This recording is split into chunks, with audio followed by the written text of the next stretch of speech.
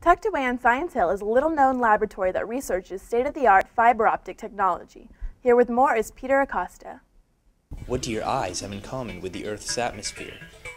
You might not find that they share any similarities at first, although we often place our attention on that which we see, rather than that which we are seeing through. The human eye and the stars in the sky are observed quite differently, but using adaptive optics technology, the way with which we may now view these objects is the same. So then what do your eyes have to do with the air? That answer may be found at the Center for Adaptive Optics, one of many science and technology centers funded by the National Science Foundation. The research performed at the Center of Adaptive Optics extends into more than one scientific field, including the development of instruments for extremely large telescopes and compact adaptive optics systems used to explore the human eye.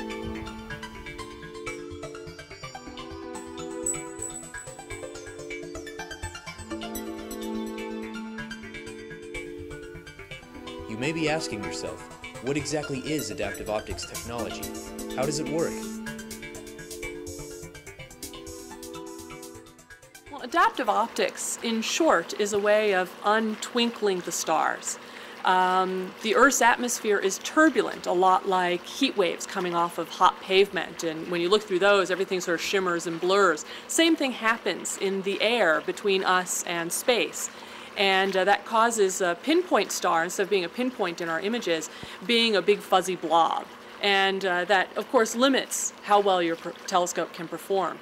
Adaptive optics, we look at a star, measure how the turbulence is blurring that star, and then use a mechanical device called a deformable mirror to correct for that turbulence, essentially putting equal but opposite turbulence on the mirror as what we measure in the atmosphere above us. So it's our own planet's atmospheric layer that obscures the heavens from our view. But how does the air change the light? Turbulence in the Earth's atmosphere is from a number of sources. Primary among them is the different temperatures of air and that mixing of the air of different temperatures. And so each blob of air that's a different temperature actually bends light in a different way. We know that astronomers use adaptive optics to render higher resolution images of the night sky. Yet the question remains how this intricate technology rewards stargazers with clearer pictures of the heavens. At the Lick Observatory, located on Mount Hamilton in San Jose, California, astronomers like Eleanor Gates watch the stars. The Lick Observatory is the nearest observational facility to the adaptive optics headquarters at the University of Santa Cruz. It houses over 6 large telescopes, including the 3-meter Shane telescope, which is grouped among the world's largest optical telescopes.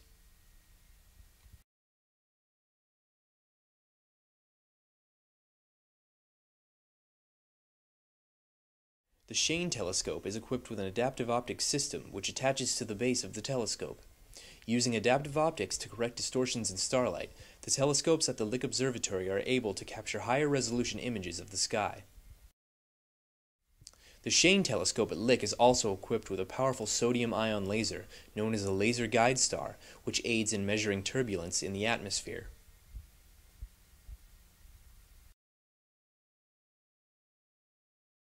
We need to measure the turbulence first off when correcting for it. And there are 2 ways of measuring the turbulence in the atmosphere. One is we use a natural star. We know what a natural star should look like without turbulence. And we have a fancy gizmo called a wavefront sensor that actually measures that turbulence. Unfortunately, there's not always a star in the direction you're looking. And so we have a secondary technique which is called laser guide star adaptive optics, where we use a high-powered laser to generate a fake star, and then we use it to measure the turbulence. And here at Lick Observatory, we were the first people to really get a sodium laser guide star working for routine astronomical science. And this work has gone on to be used at Keck Observatory, and other observatories around the world are using this sort of laser technology now. Now let's observe how an adaptive optics system mounted on a large telescope actually reforms the wavefronts of starlight. Light from the stars shines onto a large mirror at the base of the telescope, which reflects onto a smaller mirror at the telescope's head, and is focused down through a hole in the primary mirror.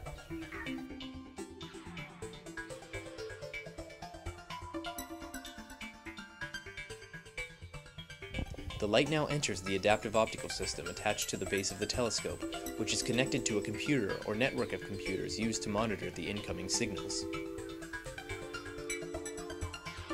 Once inside, the light is bounced off a small mirror and is then converted from a cone to a column. The column is directed through a beam splitter, which sends infrared light to the left to form an image on the computer.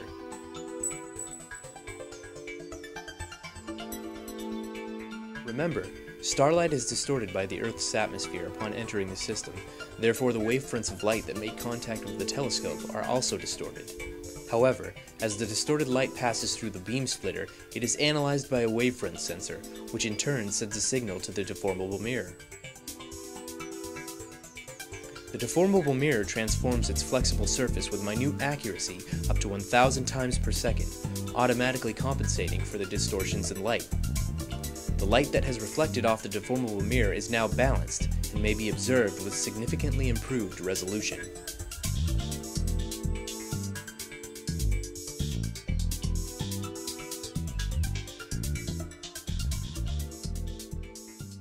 This is the planet Neptune as it is seen by telescopes at the Keck Observatory without the use of adaptive optics technology. And here is Neptune while observing it with the aid of an adaptive optical system. At observatories around the world, adaptive optics has yielded extraordinary results. Adaptive optics works with outstanding precision. In fact, it is so effective at eliminating distortions in light as to even exceed the results of spaceborne telescopes, such as Hubble. Director for the Center of Adaptive Optics, Claire Max, oversees all of the center's developments. She describes how adaptive optics produces clearer images at a much lower cost. We are exceeding the performance of the Hubble telescope at the same wavelengths, and so what we're doing is we're looking at objects in the sky in their infrared light that's a little redder than the eye can see. And at those wavelengths, we're doing a factor of several better than Hubble, not through any magic, but because our telescope at, for example, the Keck Observatory is 10 meters across, whereas Hubble is only a fourth that. The cost of the two Keck telescopes combined, which are 10 meters across each, was something like $176 million, roughly. And the cost of one Hubble telescope of a quarter the size of one of those two Kecks was several $billions. In fact, adaptive optics can give us clearer images than the Hubble Space Telescope can achieve. And so here on the ground, we have bigger telescopes than we currently have in space. And with adaptive optics, removing the blurring of the atmosphere, we can, in principle, have higher resolution, which means seeing more detail from ground-based telescopes using adaptive optics than the Hubble Space Telescope. So we do that here with our 3-meter telescope. The benefits of adaptive optics have not gone unnoticed. The center recently received a grant from the Gemini Observatory to develop an extreme adaptive optics coronagraph, a device which will aid in the detection of extrasolar planets. As purveyors of a technology essential to the advancement of ground-based telescopes, the Center for Adaptive Optics will contribute largely to the construction of the 30-meter telescope, which, upon completion, will be the largest optical telescope in the world. Thanks, Peter. That's it for this week's episode of Banana Slug News. We will be scheduled on a bi-weekly basis for the duration of the quarter, so stay tuned. If you have any questions, comments, concerns, or story suggestions, you can email us at bananaslugnews@hotmail.com or check out our website at bsn28.org. I'm Christina Bishai. And I'm Noah Shamo. From all of us here at Banana Slug News, good news and good night.